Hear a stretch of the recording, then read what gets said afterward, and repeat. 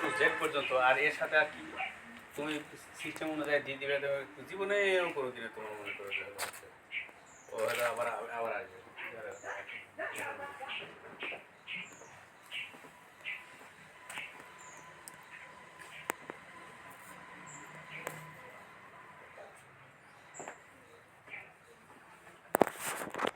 বুঝতে পারছি।